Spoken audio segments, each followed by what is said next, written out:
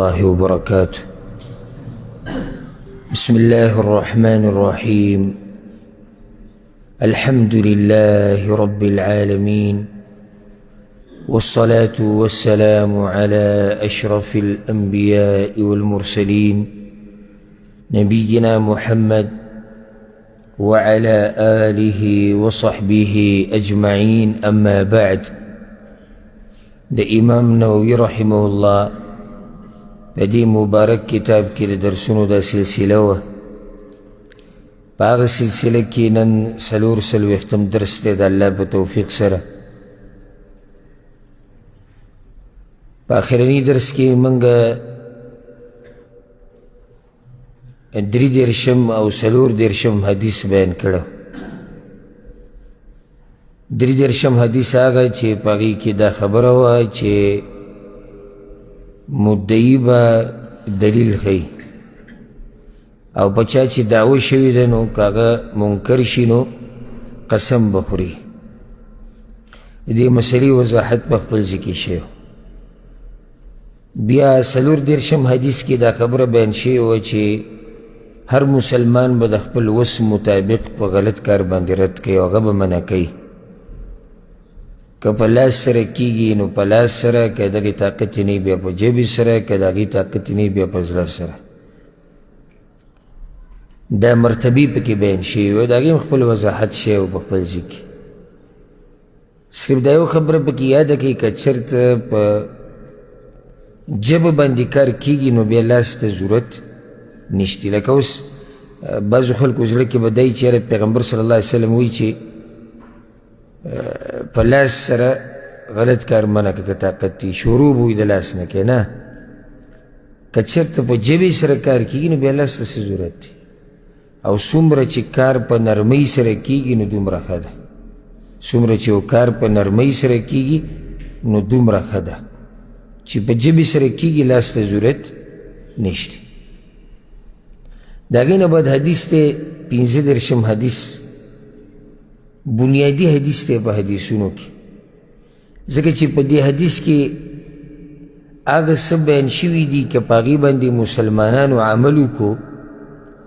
نو دا مسلمانانو دا رورولی با برقرار پاتیش. که چرت پا دی حدیث باندی پا صحیح طریقے سر عملوش. آگا حدیث دا ابو هريره رضی اللہ عنہ دے. دا حدیث بوویو سره ترجمه و بیاو مسئله بوضیح کو. ابو هريره رضی اللہ عنہ وی پیغمبر صلی اللہ علیہ وسلم دا خبر کردی دا لا تحاسدو دا یو بل سر بحسد نکوی ولا تناجشو یو بل بدوکی دڑاکی نور کوی ولا تباغدو ایو بل سر بغضو کینمکوی ولا تدابرو دیو بل مخ ماڑوی دیو بل سر تعلقات مختموی ولا يبيع بعضكم على بيع بعض او تاسو کی دی سوک دبل چا پا بیع باندی بیع نکی. وکونو عباد اللہ اخوانا او سیگئی بندگان دا اللہ رونا رونا. المسلم اخو المسلم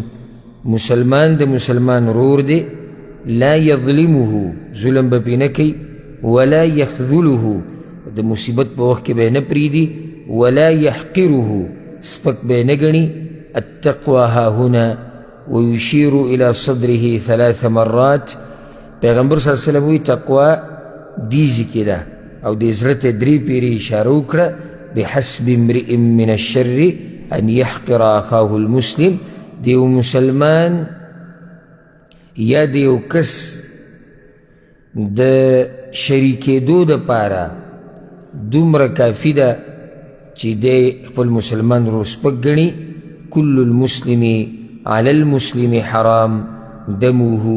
وماله وعرضه. ہر مسلمان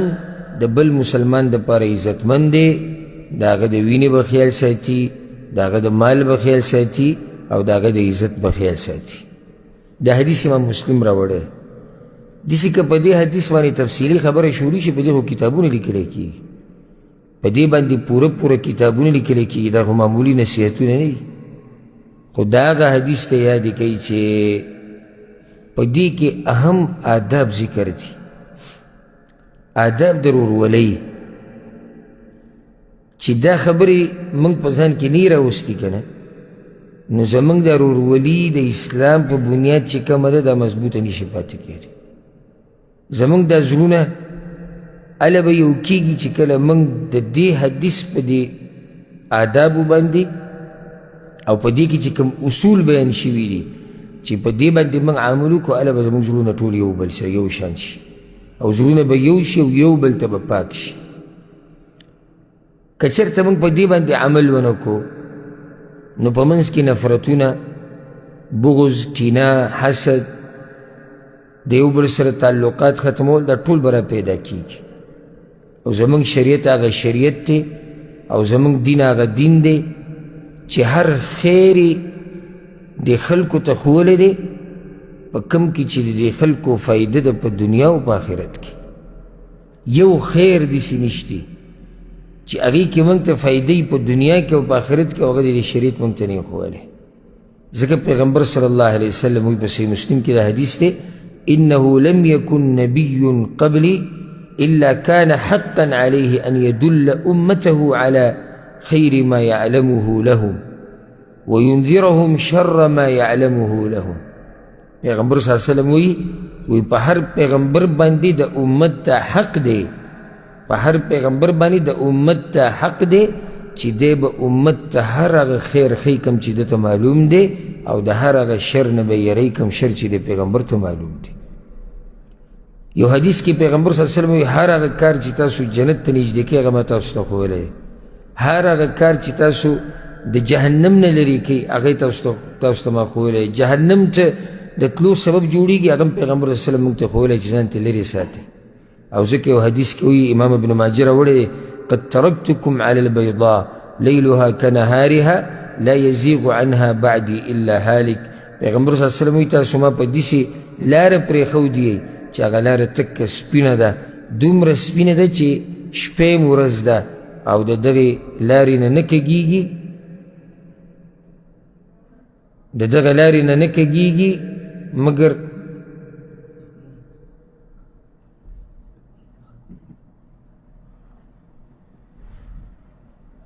د دغه لارې نه نه کږېږي مګر هغه څوک چې هغه تباه شي. نو چې دا سپینه لار او دا روښانه لار پرېږدي، نو بل یو ځای ته هم نه ځي سوای د تباهۍ نه تباهۍ طرف ته روانېږي. نو په دې حدیث کې اوچت اوچت نصیحتونه د مسلمانانو لپاره دي. که په دې باندې عمل وکړو نو دنیا او آخرت به هم کامیاب شي. پیغمبر صلی الله علیه وسلم وی: لا تحاسدو، د یو بل سره به حسد نه کوئ، شروع د حسد نه وکړه. حسد ګورې هغه بد صفت دی چې دا د ورورولۍ او د دوستۍ بیخ بنیاد وباسي. ځکه شروع د حسد نه وشو، دا دومره بد صفت دی چې تپوس یې مه کوه. او دا هغه صفت دی چې په دې سره یهود معروف شوي دي. یهود معروف دي چې په کې حسد دی. ام یحسدون الناس على ما آتاهم الله من فضله. الله وی دوی حسد کوي د خلکو سره په هغه څه باندې چې الله وله ورکړي دي. نو یهودو کې مشهور صفت هغه د حسد. چا کې چې حسدي نو دکې هغه صفت دی چې په هغه صفت سره یهود مشهور شوي دي. د دې حسد د لاسه دشمنیانې پیدا کېږي، هم د دې د لاسه کینه پیدا کېږي، هم د دې د لاسه ورورولي ختمېږي، کورونه ختمېږي، رشتې تباه کېږي د دې حسد د لاسه. د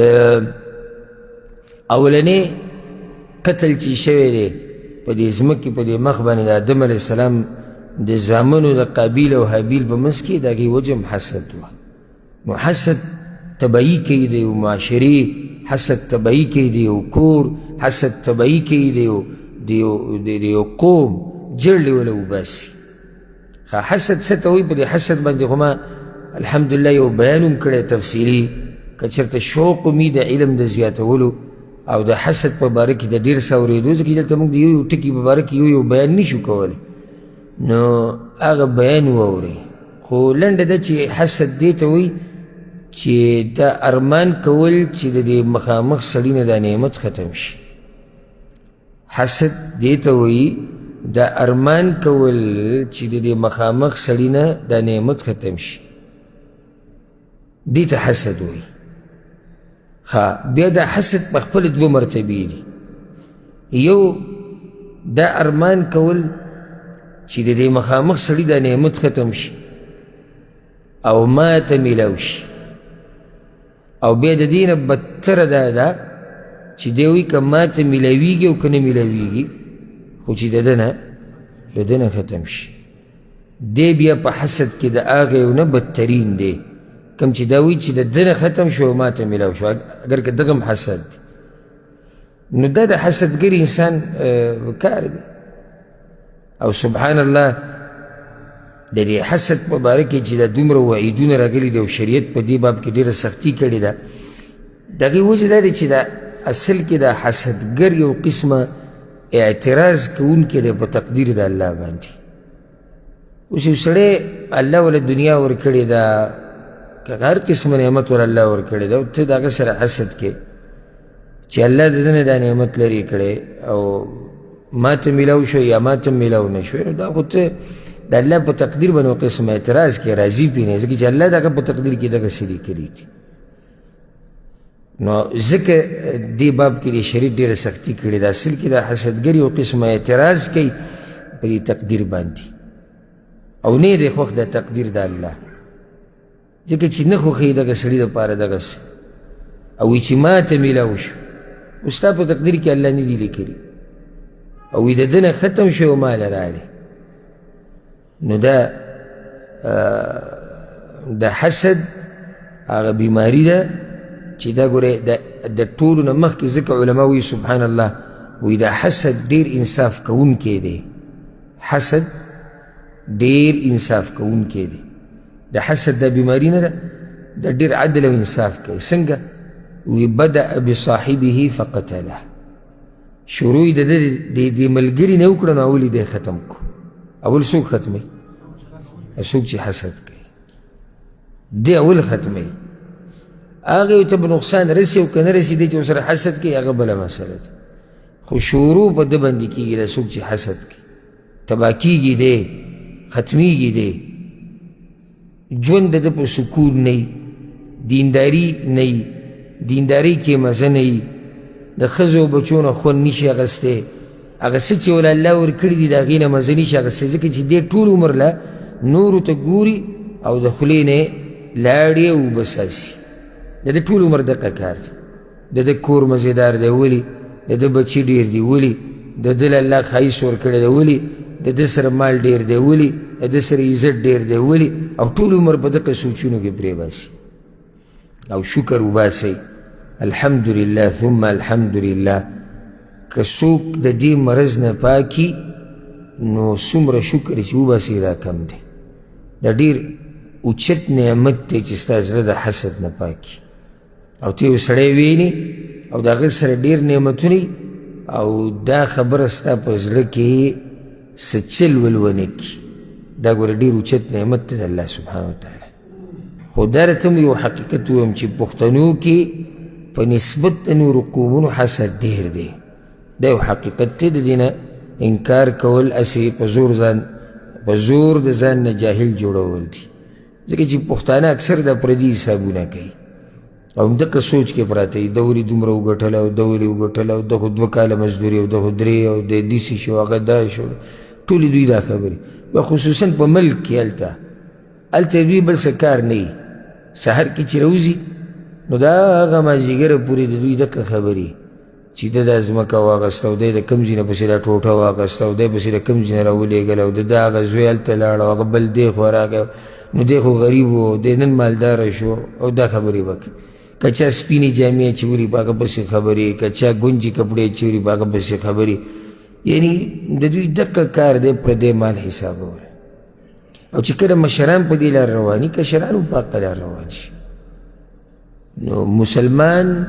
شان به دی چې د زړه به دې نه پاکي. که یو سړی زما په مخ کې تېر شو هغه په روز رایز کې ناست دی او هغه په مرسډیز کې ناست دی، الله دې ورله ښه ډېره ورکړي. او یو سړی بنګلې جوړه کړې ده 8 چته ده، الله دې ورله ښه طاقت ورکړي، د هغه په تقدیر کې هغه ته میلاو شي. یو سړي بچي ډېر دي، الله دې ورله ښه ډېر ورکړي. یو سړی الله ورله عزت ورکړی دی، الله دې ورله ښه عزت ورکړي. یو سړی ښایسته دی، الله دې ورله ښه ښایست ورکړي. یو سړی دیندار دی، الله دې ورله ښه دینداري ورکړي، خو د بل سړي نه د ارمان کول چې ده نه د نعمت واخیستی شوي، دا د سپک انسان کار دی، او دا د هغه انسان کار دی چې هغه نه دی خبر د دې دین نه، یا خبر دی خو عمل پرې نه کوي. بیا یو ښه حسد هم شته. حسد خو یو دغه دی المذموم بد حسد ته کوم چې مونږ ذکر کو. ښه حسد الحسد المحمود چې هغې ته ویلی کېږي الغبطه. غبطه څه ته وایي؟ ارمان د یو نعمت کول چې دا ته د بل مسلمان سره ویني چې یاره داسې ما ته میلاو شوی. دا حسد دا جایز دی، که دنیوي مسلو کې بیا مباح دی، او که د آخرت په مسلو کې نو بیا خو مشروع دی، بیا خو پکار دی چې مؤمن کې دا حسد وي غبطه. دنیوي کارونو کې مباح دی، که دې کو ګناه پې نشته. څنګه؟ لکه تا اوس یو سړی ولیدو د هغه سره یعنې تاجر دی، او ستا زړه کې دا راغلي چې داسې تجارت زما هم وي، بس حدیث خبره ودرېده. که د ده په باره کې څه وي الله یې دله نور هم ډېر ورکړي.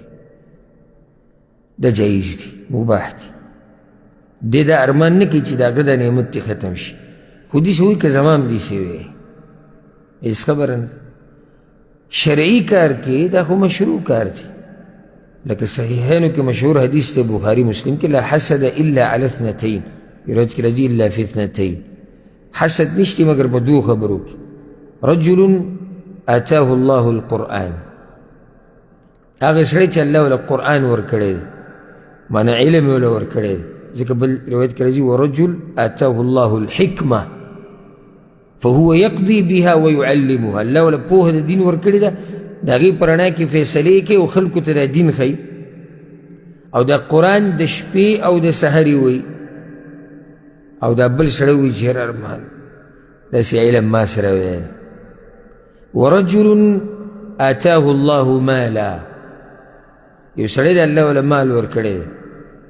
فهو يتصدق به آناء الليل وآناء النهار، او دې سحر ماښام دا مال لګوي د الله په لار کې، او ته دا ارمانو کې چې داسې مال ما سره وی او ما پې هم دا کارونه کړی وی. دا خو مشروع حسد دی. دا حسد دا غبطه د دین په کار کې د هغه چا په زړه کې راځي، د هغه چا په زړه کې راځي چې هغه دیندار وي. دا ډېرو لږو خلکو کې دا حسد او دا غبطه پکې، ډېرو لږو خلکو کې، په ډېرو کې نه وي. ډېر لږ خلک چې هغه د یو قاري خوږ اواز ته پس کېږي، ډېر لږ خلک چې هغه یو عالم ویني او د هغه دې پوهې ته او د هغه دې علم ته پس کېږي، ډېر لږ خلک چې هغه د تقوادار تقوا ته پس کېږي، ډېر لږ خلک دي چې هغه د مال لګوونکي چې الله په لار کې مال لګوي د هغه د مال لګولو ته پس کېږي، او ډېر لږ خلک دي چې هغه د یو عبادت کوونکي د عبادت ته پس کېږي. دا لږ خلک یې ډېر نه دي، مګر اکثر خو پس کېږي دغه دنیا ته پس کېږي. مخکې ما خبره ذکر کړه، که چېرته ته دا وایې چې د دنیا ما سره وی دنیوي یو نعمت ته او د هغه نه د لرې کېدو ارمان نه وي، نو بیا دا کار څه دی؟ مباح دی، جایز دی، خو بیا درته هم دا ووایم غوره نه دی. غوره نه دی څنګه؟ یعنې د مؤمن شان به دی، د مؤمن شان به دی چې دی به د چا دنیا ته نه پس کېږي، او دا دعا دې کوي چې یا الله دومره حلال راله راکړه چې د حرامو نه پې بچ شم، او یا الله دومره رزق راکړه چې ستا د بندګۍ نه پکې ګډوډ نه شم، او یا الله دومره رزق راکړه چې د انسانانو ته او د مخلوق ته محتاج نه شم. بس دکه پوره دی. اخوا د چا ګاډي ته پسخېده او کور ته پسخېده او ځمکې ته پسخېده، دا به د ژوند لږ تنګ کړي. اگر که دا کار چې دی جایز دی، که ته سیب دا ارمان کوې چې ما ته میلاو شو، خو دا به د ژوند تنګ کړي. او بل نقصان پکې دی چې دا کم نعمت چې در سره دی نو د هغې قدر به هم بیا ونه کړي. ستا اوس وړوکی کور دی، 2-3 کمرې یا یوه کمره، او پسخېږي هغه یو ته چې هغه بنګلې جوړې کړي دي په کروړاو باندې، نو د دې خپل کمرې 2 کمرو کور نه به هم فایده وانه لي، هغه به دله مزه در نه کړي. او که چېرته ته چاته نه پسخېږي او د خلکو دی دنیا ته نه ګوري نو دا څه چې د سره دي د دې نه به خوند والي د دې نه به مزې والي او دا به درته ډېر سخت کاري چې ځکه مخکې مونږ حدیث څو پیرې بیان کړی په درسونو کې چې پیغمبر صلی الله علیه وسلم وی مه ګورئ د ځان نه ښکته ته مه ګورئ که نه ګورئ د ځان نه ښکته ته ګورئ په دنیاوي او د ځان نه برو ته مه ګورئ او په دین کې د ځان نه به برو ته به ګورئ ښکته ته به نه ګورئ نو حسد دغه کم چې محمود دی او کم چې مباح دی هغې ته غبطه ویلی کېږي او غبطه هغه دغه موږ وضاحت یې وکړو بیا دا خبره به ورسره فایدې دپاره ذکر کړو که چېرته د چا زړه ته حسد راشي او دی نه غواړي او راشي ورته لکه کله نه کله انسان یو سوچ یو فکر نه غواړي او هغه یې زړه ته شیطان راواچوي او دی کوشش د دې د ختمولو کوي نو الله یې په دې نه رانیسي الله یې په دې نه رانیسي او د دې نه په غټه مسله کې الله دا خلک نه رانیسي او هغه مسله څه ده که چېرته د الله په باره کې تا ته ګډ وډ سوچونه راشي او وسوسې راشي نو الله تا په هغې نه رانیسي خو ته به څه کې دا وسوسه دا سوچ دا به ختمې په هغه ځای باندې نو دغه شان که یو سړي زړه ته حسد راشي او دی نه غواړي او شیطان یې ورته رااچوي نو الله یې په دې نه رانیسي دویم نصیحت پیغمبر صلی الله علیه وسلم دا کړی دی ولا تناجشو ولا تناجشو یو بل له به دوکې نه ورکوئ دیزې ګوره ټول هغه خبرې بیانېږي د هغې نه تا منع کوي چې هغه د مسلمانانو د ورورولي هغه خرابوي حسد ورورولي خرابوي د مسلمانانو د ورورولي خو پرېږده کومه ورورولي چې د دین په بنیاد ده هغه ورورولي چې هغه د نسب د لاسه ده هغه هم دړې وړې کوي داسې ډېر وروڼه شته چې د هغوی ورورولي خرابه شوې ده د څه د لاسه د حسد د لاسه یعنې زه خو دې بعضو ته حیران شم والله چې د هغه ورور سره هم حسد کوي چې هغه د یو پلار او مور نه پیدا هغه سره هم حسد کوي د هغې حسابونه هم کوي بلکې والعیاذ بالله بعضو خو نعمتونه په پلار باندې به نه پیرزو د زوی دې درجې ته پکې رسېدلی دي بعض پکې دې درجې ته رسېده دا روپۍ نه روپۍ دا روپۍ ریال ډالر دا ډېر خطرناک شی دی او چې په دې سور نه وي که نه او دا دې په کنټرول کې نه و نو دا د پلار او د زوی رشته هم تباه کوي د ښځې او د خاوند رشته هم ختموي د رور او د رور رشته هم ختموي دا دومره خطرناک شی دی ځکه کنټرول کې به یې ساتي په ځان به یې نه زوروري یعنې که چېرته دا پیسې د باندې زوروري شوي چې په ښځه باندې زوروري شي دا پیسې که نه د هغه خاوند سره طبیعت نه لګي چې هغه غریب وي او چې سړي باندې زوروري شوي د بیا ښځې طرف ته توجه نه ځي چې غریب بیا ورسره بلکل لګي نه دغه شان پلار او زوی دغه شان رور او ورور دغه شان دوست او دوست نو دا دنیا نه ده دنیا چې دا دې په کنټرول کې نه وه که نه نو ژوند به دې ټول هغه ډګري یو ځله به ورځې په ډګر او بل ځله به ورځې په ډګر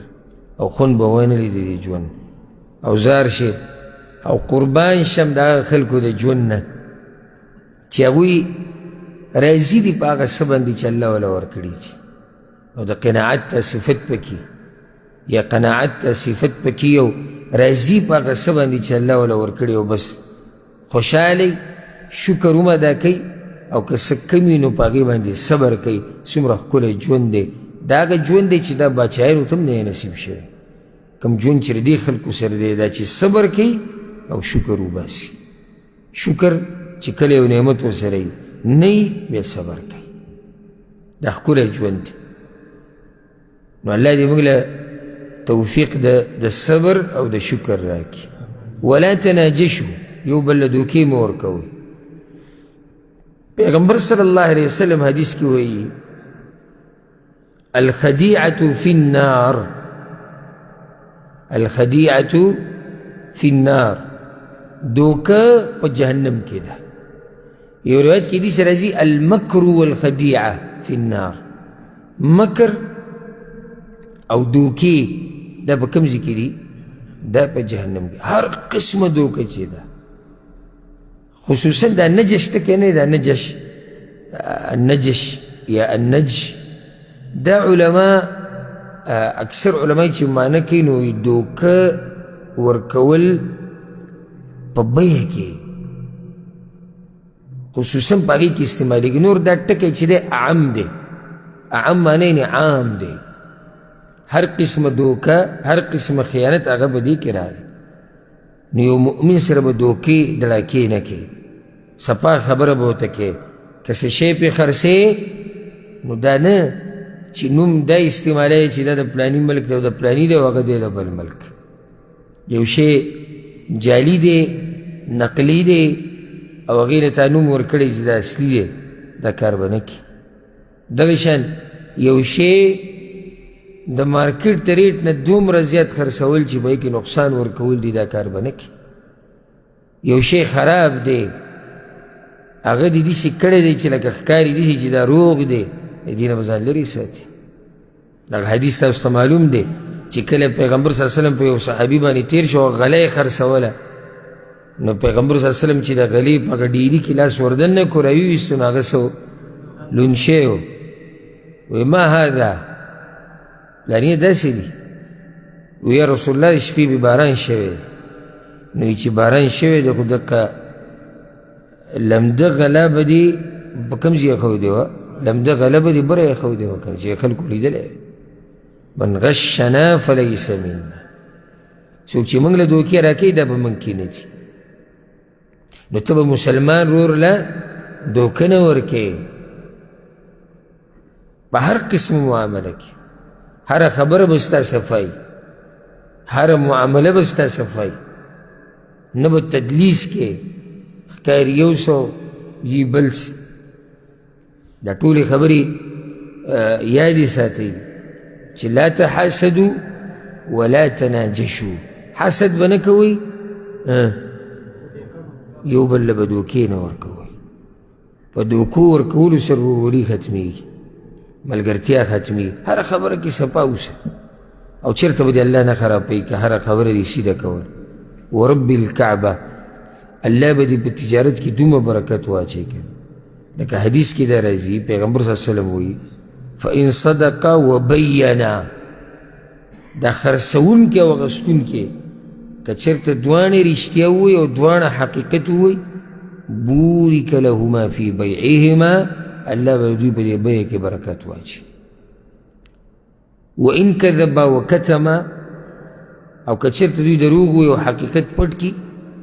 دواړه یا یو طرف محقت برکت بیعهما الله به د دوی د دې بیې نه دا برکت وباسي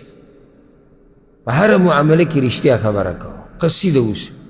کار څنګه دی دا داسې دی داسې دی که هغه انډیوالي ده که هغه تجارت دی که هغه د خلکو سره عام معاملات دي راشه درشه دي په هر څه کې سیده اوسه د مؤمنانو سره دوکې دړکې به نه کې خیانت به نه کې دروغ به نه وي کامیاب به په هر ځای کې دا کم خلک چې په تجارتونو کې دوکې کوي که نه ستا دا تجارت په الله د دوی د تجارت نه زیات کړي او که زیات یې نه کو د دوی اصل کې برکت پورې خبره ده ستا په دې لږ تجارت کې به الله سبحانه وتعالی برکت واچوي یمحق الله الربا ویربي الصدقات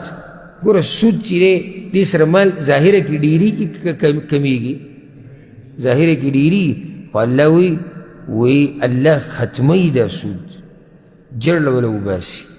او ډېرې الله صدقې یعنی چې کوم سړی مال ورکوي د ده دا مال ډېرېږي مال څنګه ډېرېږي دا ما نه یو پیر په کراچۍ کې یو عالم تپوس وکړو او دې خبرې ته ذهن نه ورسېدلی وی موږ داسې ناست یو څو علما نو هغه ماته دا وایي چې قرآن کې دا دي چې یمحق الله الربا ویربي الصدقات الله دا سود ختمی او صدقات ډېرې یعنی په صدقاتو سره مال ډېرېږي نو که اوس څوک دا تپوس وکړي چې ډېر خلک صدقې ورکوي او مال یې نه ډېرېږي داسې خلک هم شته چې د الله په لار کې مال لګوي او صدقې الله په لار کې مال لګوي او مال یې ډېرېږي نه داسې شته که نه شته شته نو د دې به څه جواب کوو بیا؟ نو الله زما ذهن ته هغه حدیث راوستو ډایرکټ چې پیغمبر صلی الله علیه وسلم چې یو سړی په تاسو کې معمولی شی صدقه کي که نه، نو الله یې په ښي لاس کې والي او بیا وله ساتي ساتي ساتي، لکه څنګه چې یو سړی په تاسو کې د اس بچې ساتي، خیال وله کوي، دغه شان والله دا صدقه ساتي ساتي هغه له څومره ډېره کړي. نو قیامت پورې چې دی راشي او دی تلي ته وګوري او دا نیکیانو نه ډکې چې الله دومره صدقې خو ما نه دي ورکړي، الله به ورته دا موږ ساتلې وه ستا دپاره. ډېره شوه که نه؟ که نه کمه شوه؟ ډېره شوه. لازم نه دی چې دا مال به ستا حصې ډېرېږي، یعنې سل علیو دا به 200 کېږي او 200 دا به 400 شي او 1000 به 2000 شي او 2000 به 8000 شي، داسې لازم نه دی. په دې کې به برکت راشي او دا کم مال چې تا لګولی دی روپۍ وه، د روپۍ نه به غیر جوړ شي، د 10 روپو نه به یو لوی شی جوړ شي، قیامت پر ورځ به ورته سم خوشحاله. نو دې دوکو د راکو سره د مال نه برکت ختمیږي. او دا څه وخته پورې ګورئ زیات دا مال، څه وخته پورې ګنې تپوس وکړه دغه خلکو نه، په دې دومره مال کې د هغوی سکون نه وي، خوشحالیانې نه وي. او اکثر دا خبره کوي دا خلک وایي نه پوهېږم پې چې څنګه راځي او څنګه لګي. دا چې نه پوهېږم چې څنګه راځي او څنګه لګي معنا چې برکت پکې نشته. دومره ډېر مال کې دی نه دی پوه چې دا څنګه ولګېد زمانه، او په دومره ډېر مال کې هم دی خوار به ګرځي، خو دا دلیل دی په دې باندې چې دې مال کې برکت نشته. درېیمه خبره پیغمبر صلی الله علیه وسلم دا کړې ده، ولا تباغضو، او د یو بل سره به بغض او کینه نه ساتئ. ګوره چې کله دې د یو مسلمان سره بغض او کینه ساتله که نه، نو بیا به ته کوشش کې هغه ته د اذیت ته رسولو، یا په وینا سره او یا په یو کار سره، لازم په زړه کې دې ورته پرته وي. دا بغض ورسره ولیکې ځکه چې زړه کې دې ورته پرته ده که نه، نو چې زړه کې دې پرته ده، اوس دا زړه ته یخې په څه باندې چې هغه د تکلیف ورسي، زړه به ته په دې باندې یخې، دې مسلمان له به تکلیف ورکې، دا مسلمان به په څه طریقه باندې تنګې، نو ستا زړه به یخېږي والعیاذ بالله. دا نتیجه د بغض ده، او هم د دې دلاسه حسد پیدا کېږي، حسد هم د دې بغض او د کینې دلاسه پیدا کېږي. نو الله په قرآن کې وایي چې انما المؤمنون اخوه، مؤمنان څه دي؟ یو بل سره رونه دي. دا رورولي په دې بغض او کینې سره ختمېږي. موږ به یو بل سره بغض او کینې نه ساتو، بلکې موږ به د یو بل سره محبت کوو، کوشش به کوو چې زموږ دا زړونه یو بل ته ښه نږدې شي. او سبحان الله د دې اسلام او د دې دیندارۍ یو ناشنا اثر، لکه اوس وګوره ته د خپل ورور ته، دا چې ستا نسبي ورور دی، دی به ستا بیا خوښ نه کله چې دی بېدینه شي، تر دې چې دا مسله به معلومه وي تاسو ته، که چېرته یو مسلمان والعیاذ بالله کافر شي او مرتد شي، نو دی به د دې خپل ورور میراث نه اخلي او نه به هغه د په میراث کې برخه اخلي. حالانکې منځ کې رشته څه ده؟ کوم ورورولي ده؟ نسب دی منځ کې، رشته د وینې ده، خو چې کفر ته لا هر څه ختم شو، او دی لرې شو تا نه، په نسب کې، په کور کې، یعنې هر څه نه ته وویستو. دا د دین اثرات دي چې کله د دوی دینداري د یو بل نه لرې شوه او فاصله منځ کې پیدا شوه، نو د دوی په منځ کې هم فاصله راغله. او سبحان الله هغه مسلمان چې دیندار دی او ستا ورسره هېڅ نسب رشته نشتي، هغه تا ته رانږدې شو د دیندارۍ د لاسه، ستاسو منځ کې هغه فاصله ختمه شوه، هغه د دیندارۍ د لاسه. نو زموږ په منځ کې ورورولي ده، مضبوطه رشته ده. دا رشته ګورې د دې وینې د رشتې نه مضبوطې ګورې په ډېرو صورتونو کې دا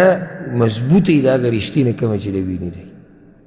د وینې په دې رشتو کې ډېر داسې دي چې ستا د وجلو به هم کوشش وکړي ستا سره بغض هم دی تا سره حسد هم دی میراث ته دې ناست دی دوکې به دله درکوي دړاکې به دله درکوي او د وینې په رشته کې زه یو کس نه یادوم ځکه د وینې رشتې خو ډېرو خلکو سره راځي زه عامه خبره کوم په دې خپلوانو کې داسې دشمنان پیدا کېږي که نه پیدا کېږي که نه نه یو بل نه دي وجلي چېرته بچی را لګېدلي یې څوک یې وجلی پلار یې وجلی مخکې ورځو کې ټوکړې ټوکړې کړی و بوجۍ ته اچولی و به یې سجدې ته ګزار کړی و دا د وینې هغه رشته ده رور را ولګي رور یې وجلی بچی را لګېدلی مور یې وجلې ده خاوند را لګېدلی ښځې وجلې ښځې را لګېدلی خاوند یې وجلې ده بل ورځ مې ویډیو کته او په هغې کې ورکړي و چې په خبرونو کې خو وی په کراچۍ کې یو زنانه را لګېدلې ده خپل خاوند یې وژلی دی دا رشتې دي ګوره اوس او یو هغه رشته دی چې هغه د دین په بنیاد دی پای کې دا قصې نه راځي ډېره مضبوطه رشته هغه ولې ډېره مضبوطه دی ځکه چې هغه د دین په بنیاد ده نو هغه صفای د لالچ نه یو خو یو سړی ظاهره کې دا ښایي چې زما رشته د دین د لاسه ده او زړه کې دننه نور څه زه د هغوی خبره نه کوم خو چې کوم سړی تا سره مخلص وي په دې رشته کې نو دی په دې رشته کې صفای د لالچ نه د حسد نه د بغض نه د کینې نه نو موږ وروڼه یو ټول د یو بل موږ به د یو بل سره بغض او کینه دا به نه کوو د یو بل نه به مخ نه اړو د دې بغض د لاسه چې دی د یو بل نه خلک مخونه اړوي او پیغمبر صلی الله علیه وسلم څه وایي مشهور حدیث ته په صحیح بخاري صحیح مسلم کې لا یحل لرجل ان یهجر اخاه فوق ثلاث نه دي جایز یو مسلمان له چې د خپل ورور نه هجرت وکړي د 3 ورځو نه زیات یا د 3 شپو نه زیات فوق 3 لیال یلتقیان کله چې میلاو شي فیعرض هذا ویعرض هذا چې یو بل له مخې له ورشي نو دی د هغه نه مخ واړی او هغه د ده مخ واړی وخیرهما الذي يبدأ بالسلام ګوره پکې کوم یو دی چې مخکې والی وکړي په سلام کې ځکه دې پسې پیغمبر صلی الله علیه وسلم دا څلورمه خبره څه کړې ده ولا تدابرو یو بل ته شاکوئ مه یو بل ته شاکوئ څه معنی ده یعنې یو بل څه ورانوئ مه یو بل سره تعلقات مه ختموئ او دا کله ختمیږي سبحان الله دا خبرې په یو بل له پاسه جوړېږي یعنې دا کله ختمیږي چې کله بغض راشي هلته پیغمبر صلی الله علیه وسلم بغض مه کوئ بیا یو بل ته شاکوئ مه یو بل سره مه ختموئ خو چې بغض راغی بیا ختمیږي دی میلاو شي د ده سره مخ تې واړی او هغه میلاو شي د ده سره مخ تې واړی غوره کم یو دی چې شروع کي او سلام واچي اگر که بعض پښتانه هغوی دې ته غیرت وایي چې د چا سره دې ورانه کړی وي بیا ورسره وایي سمه ورانه که واوره پیغمبر صلی الله علیه وسلم وایي دا حدیث دی د ابو خراش السلمي رضی الله عنه امام ابو داود راوړی صحیح روایت ته پیغمبر صلی الله علیه وسلم وایي من هجر اخاه سنه فهو کسفک دمه یو سړی چې د یو مسلمان سره یو کال ورانه کي لکه دی چې د مسلمان یې وجلی د څومره ګناه کړې ده لکه مسلمان یې چې وجلی او زمونږ هغه بعض دې ته پښتو وایي هغه جاهلان دا پښتو راوالی دیوال لی راواچوه موږ به دین ورمخکې کوو زمونږ سره دین چې د قیمتي دی د هر څه نه زمونږ دغه پښتو سره لګیم نه چې کومه پښتو د شریعت خلاف نو چې دوه یو بل له ورشي نو دی په دې لار روان شو هغه په هغه لار او بیا دا درته ووایم ګورې ته چې دا کومې دشمنیانې کوې د مؤمنانو سره او زما ورانه دی د کاکا سره او د ماما سره او د رور سره او د بل سره او د بل سره دا ګورې ته په میراث کې هم پرېږدې شاته ستا کشران دې ته ګوري او کشرانو بیا په دغه نقش قدم زی نو دا زیری د درکم دا ګناه په چا ده خوشحاله شه دا ګناه بیا په تا ده دې ته خوشحاله شه دا ګناه بیا په تا ده دا باز راشي نصیحت شروع کی وی دغه پلانې که څوک موله ولیدو په دروازه نو خیر به یې نه ولي وی زه په لاره تېرېدم په ما سلام نه دی اچول نو دا خبره دومره غټه ده چې ته په کور کې پابندي لګوې چې څوک به په هغه سلام نه اچوي ښه بل دا چې بچو ته دروند خوی ښایه مړه سپک خوی ورته مه ښایه یو سړی دی دروند سړی دی کشر پې سلام وانه اچو او دې کور ته ورغی او بچي غوسه و چې وګوره هغه پلاني تا ته په خیر ونه وي او تا پسې پانسېدو ته نه خیر دی بچیه هغوی به سپک کار کوي نو تاسو به هم کوئ هغوی به ما سلام وانه اچوو نو تاسو به څه کوئ د هغوی به مشرانو به سلام نه اچوئ تاسو سپک کار کوئ الله اکبر دا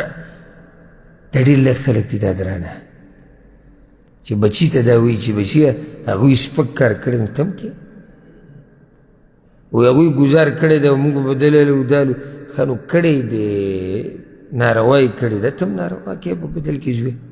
ته به نه کې ته به د هغوی د مشر قدر کې ته به د هغوی احترام کې ته به د هغوی تپوس کې ته به ورسره ودرېږي او یقیني ده دا خبره ذره برابر شک پکې نشته الحمدلله ځکه چې په شریعت باندې عمل کول د دې فایده په دنیا کې مې او په آخرت کې مې څوک چې دا قسمه خوی ساتي که نه غټ نه غټ دشمن دې ته مجبور شي یو ورځ چې د دې سړي عزت کوي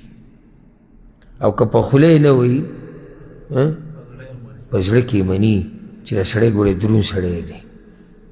او دا سړی عزتمند سړی دی او دا سړی سپک کارونه نه کوي ته ښه کوه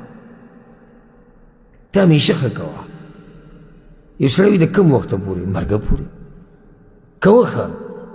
وی هغوی نه مني ولې ما ورته دا ښه دې دپاره کوو چې بل څوک یې ومني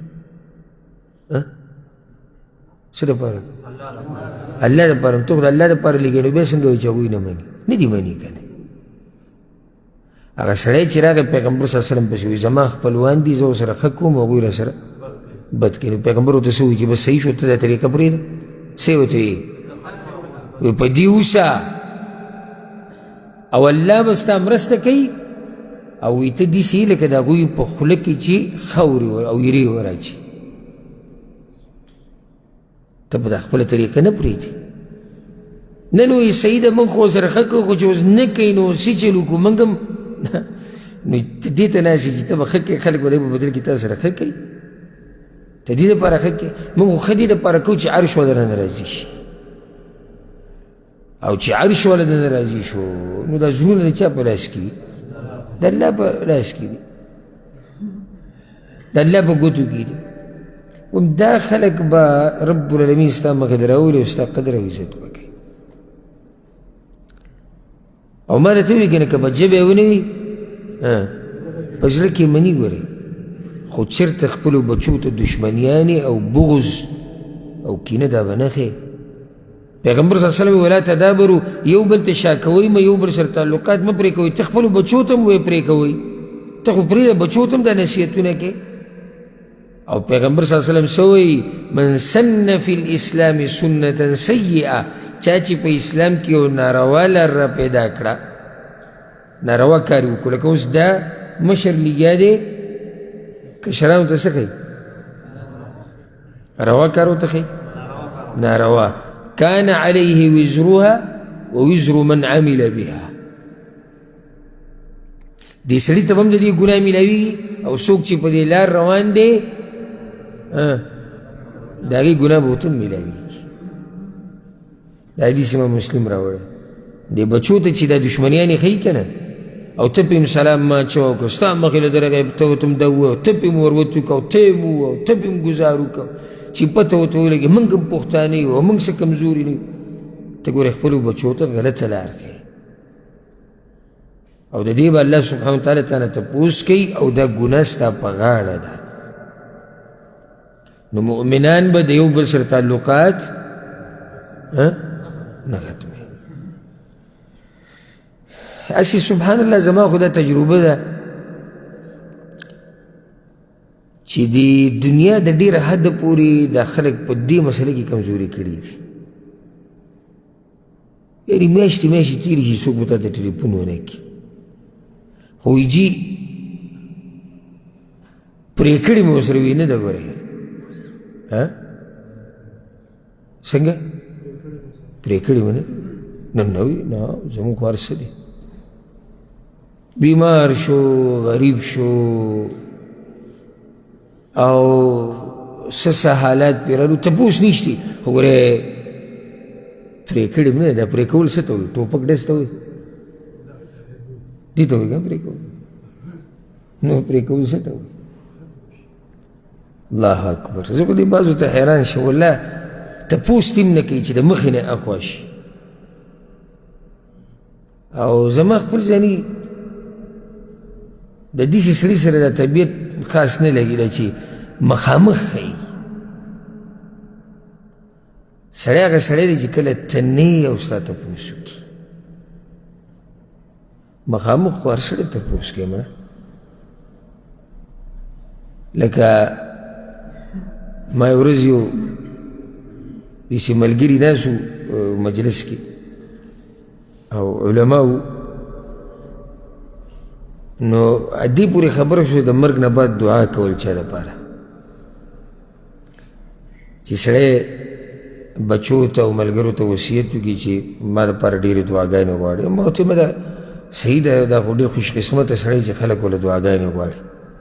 خو ما ګوره ده درته ووایم چې ژوندی نن سبا د چا د سترګو نه پناه شي، څوک یې ثبوت نه کوي چې د خاورو د ډېري لاندې پرېوځي ستا به څوک تپوس وکړي. ژوندی چې د سترګو نه پناه شي څوک یې تپوس نه کوي، نو چې ته د خاورو د ډېري لاندې پرېوتې په تا به څوک څه کوي؟ خو ما آخرت له دومره څه وکړه چې ته د خلکو دې دعاګانو ته محتاج نه شي. دومره څه وکړه، دومره څه وکړه که چا ته پسې صدقه وکړه او که ونه کړه الله ته وبخي. دومره څه وکړه که ستا بچي به یې د دینداري وکړي او که ونه کړي، خو چې تا ولې تربیت کړی او الله ته د هغې د لاسه وبخي. آخرت له ډېر څه کول په کار دي. ګورې دنیا والا په تمه به نه پرېوځي چې که زه مړ شومه نو هغه پلانې صاحب به ځمکې هغه ټوټه زما په نوم په جومات کې ورکړي، او که زه مړ شوم نو پلانې صاحب به میخ حلاله کړي، او پلانې صاحب به هلته کار وکړي، کوې به وباسي، او پلانیان هغه به چې ټوله سحر ماښام ماته دعاګانې کوي. الله دې کي چې داسې وشي چې دا پلانیان دا چل وکړي، الله دې کي. خو زه خو چې د حالاتو ته وګورم ژوندی چې اخوا شي د هغه څوک تپوس نه کوي، ته د خاورو د ډېري لاندې پرېوځي بیا ستا تپوس وکړي. دا زه دا نه یم چې داسې نه شي کېدی. ما ګوره دا نه دي ویلي کېږي، خو ډېرو کمو خلکو سره داسې کېږي. د ډېرو کمو خلکو اولاد دي چې هغه خپل مور پلار یاد ساتي، د ډېرو کمو خلکو ملګري چې هغوی خپل ملګری د مرګ نه بعد یاد ساتي. نورو که دې دنیا کې سړی نه اخوا شو الله که بیا د به چې تپوس وکړي. ډېر لږ خلک به دې تپوس وکړي. یعنې ته غیب کوې او ځان ځه. تاسو کې چا سره نه دی شوي؟ که نه دی شوي چا سره؟ او چې میلاو شو ورته ووایي ویې ما وی چې سبا ورځم خواله. نو خو 2 کاله تېر شو ته اوس وایي درته وایي چې ما وی چې سبا ورځم خواله. موږ سره په خپله داسې شوي دي. ډېر داسې ملګري ده، ډېر داسې خلک په ژوند کې راغلي چې مخامخ شي ته به وایي یاره دا انتهایي په تا به ځان وجري. او چې کله ته بیا یو ځي ته لاړ شي په سفر یا یو بل ځي ته څه ضرورت ته ولاړې او بس بیا قصه ختم. بس هغه څه چې وو هغه مخامخ نور هر څه لاړو ختم شو. او په دې کې ښکلی مثال دله زه درکړم، دا مسافر ملګري چې دي هلته کلي کې ستاسو ملګري ملګري نه نو چې ته بیا په مسافرۍ لاړ شو په دې سختو کې پرېوځې او دا کې ډېر به کې تپوس کوي که لږ؟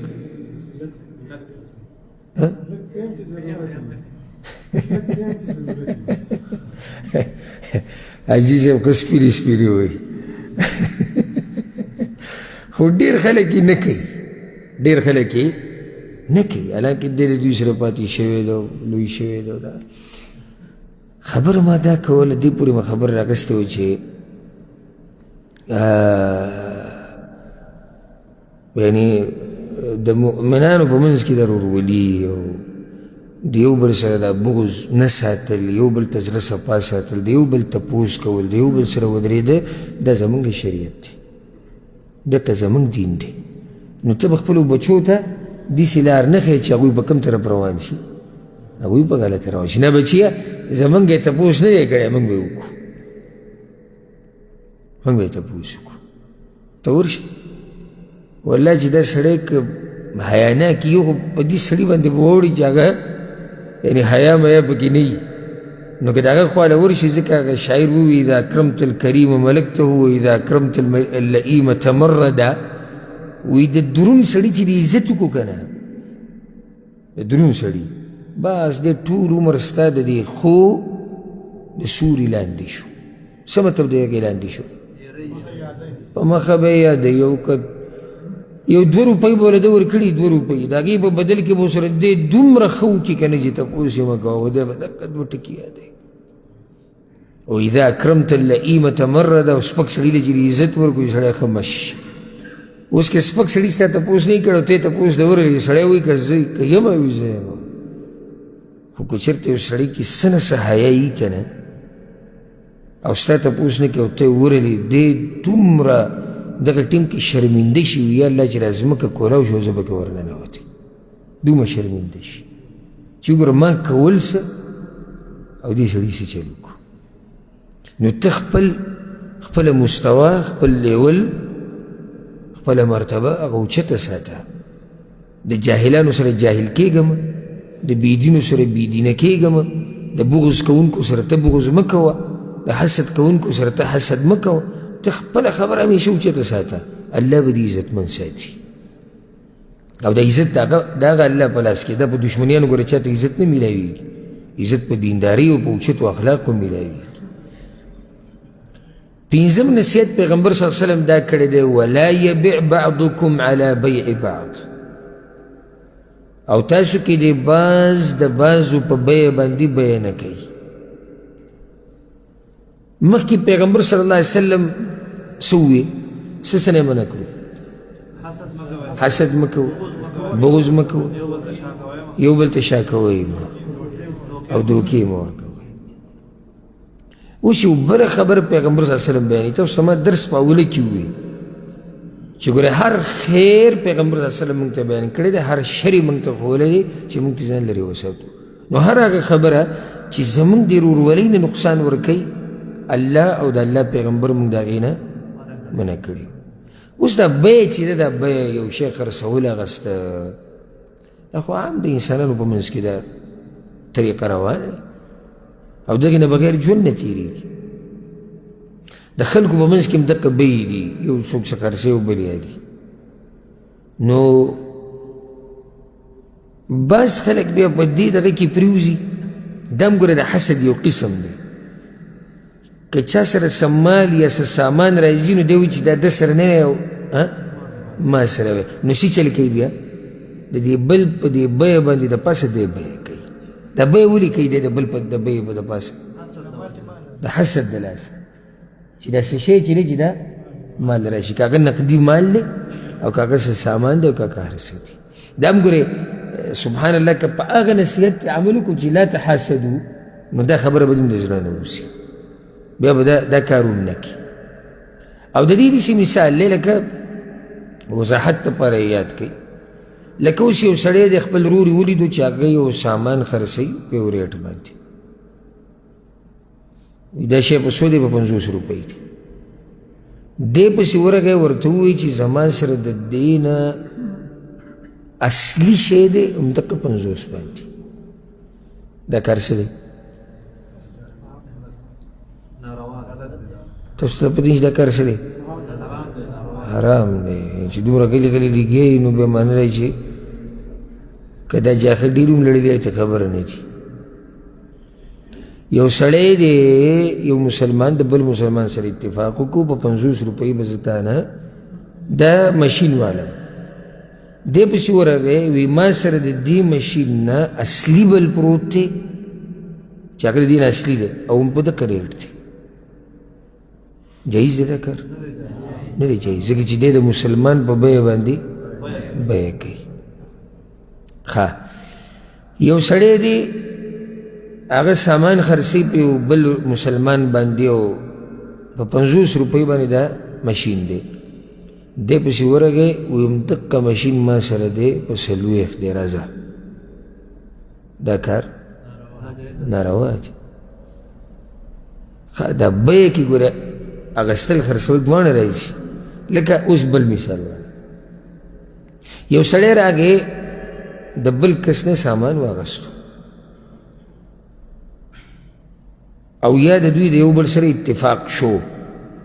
د خرڅونکي او د اغستونکي په یو سامان باندې اتفاق راغی. دا مشین دی، دا سپیکر دی، دا روره په څو دی؟ دا په 100 روپۍ دی. او تا ما سره اتفاق وکړو چې په 100 باندې دا زما شو یا خبر روانه ده، یو بل ته مطمئن دي دوی. ته راننوتې ته ته اشاره وکړي چې زه به یې نه، یا ما ته اشاره وکړي چې زه به درنه په 1.5 والم، مال یې راکړه په څو باندې؟ په 1.5 باندې. دا کار څه دی؟ ناروا دی. لا يسم المسلم على سوم اخيه. یو مسلمان دی د یو سامان ریټ کی دی او خرڅونکی ورته مطمئني، دا پکې شرط دی، دواړه یو بل سره مطمئن شي او خبره جوړېږي او ته راشي او ته ریټ زیات کړي. دا کار ناروا دی، داسې ونه کړي. دې سره ورورولانې تباه کېږي د مسلمانانو. دې نه یو خبره مستثنا ده، هغه بیع المزایده چې ورته وایي، چې څوک به ریټ ډېر کړي. لکه اوس دا سپیکر دی په 100 ویلی، یو یې په 10، ابل وایي زه په 20، ابل وایي زه په 13. دا ولې روا ده؟ هغه ولې ناروا و؟ خبره لا روانه ده. یعنی اغستونکي خرڅونکي لا یو بل ته مطمئن شوي نه دي، استقرار لا نه دی راغلی، خبره به دغه شان روانه ده. که اوس دې کې داسې وشي، لکه اوس زه یم دا 100 کړي په 10، ابل وایي په 20، ابل 50 ته راشي او زه سره دلته خبره کوم او ته بیا اواز وکړي په 80. څه په خیال دی اوس؟ ولې؟ هلته خبر روانه. یو حدیث کې دا هم راځي چې یو سړی به د رور په نکاح باندې د پاسه نکاح نه کوي. څه مطلب دی رور په نکاح باندې پاسه نکاح نه کوي؟ لکه اوس یو سړی دی یو کور ته یې رشته ولېږله، خپل بچي له یا خپل رور له یا ځان له، او ته خبر شو تا هم ور ولېږله. دا کار څه دی؟ ناروا دی. یو کار یو حال کې جایز دی چې کله تا ته پته ولګي چې هغوی ورته انکار وکړو، بیا صحیح ده. نور صبر به کوې چې د دوی د دې خبرې څه پته ولګي. دا هم ناروا دی چې دې سره